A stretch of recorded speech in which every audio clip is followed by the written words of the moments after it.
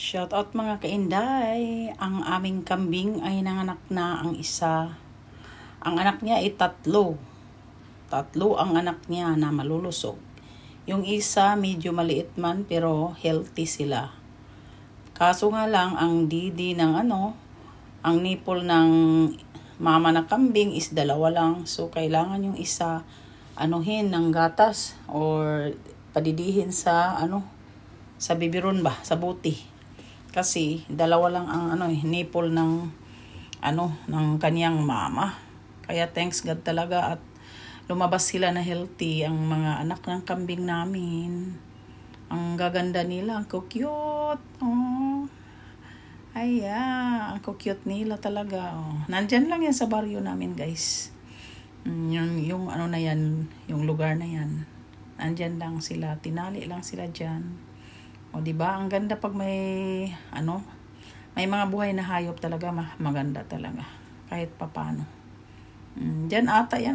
Nandyan lang yan sa baryo. Sa baryo lang yan kung sa Bisaya pa, sa baryo lang tagbalhin ba? Sa bukid ba? Kaya sa bukid, wala may magbantay sa bukid. Kaya nandyan, dinala sa baryo para maasikaso siya ng mabuti. Kasi sayang naman. At saka hindi maganda. Ang hayop talaga parang tao kasi yan eh. Kailangan alagaan mo. Kailangan pakainin mo ng maayos para healthy sila at ang mga anak nila. Kasi parang tao rin yan eh. Nagugutom, nauuhaw. Kailangan rin yan ng vitamina. Mayroon yan mga vitamina eh. Ewan ko kung yung sa anak ko kung binilhan niya ng vitamina. May vitamina kasi dapat yan eh. Sa mga hayop. Para hindi basta-basta magkakasakit. Kaya thanks God talaga sa kambing namin na nanganak na. Diba? Ang cute nila. 3 pa ang anak. Ang unang inilabas malaki. Ang pangatlo ata medyo maliit. Pero healthy naman sila. Wala namang problema sa kanilang kalusugan. Healthy sila. Ayun. Nandyan. Sa amin yung baryo, guys.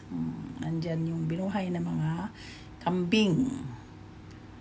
Sa aking bunso. At yung isa naman ay dating nanganak na. Yan Pero isa lang ang anak niya. Malaki na nga eh. Malaki na yung anak ko. Tingnan mo.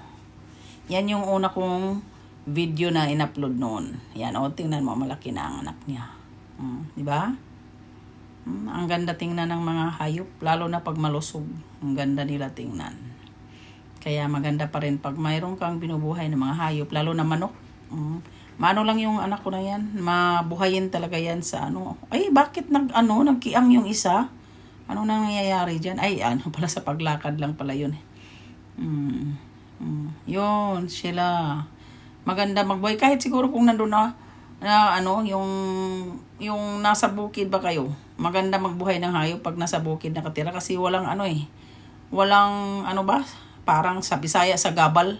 Maganda magbuhay ng bukid sa hayop. Ng bukid. Maganda magbuhay. Maraming salamat sa inyo guys.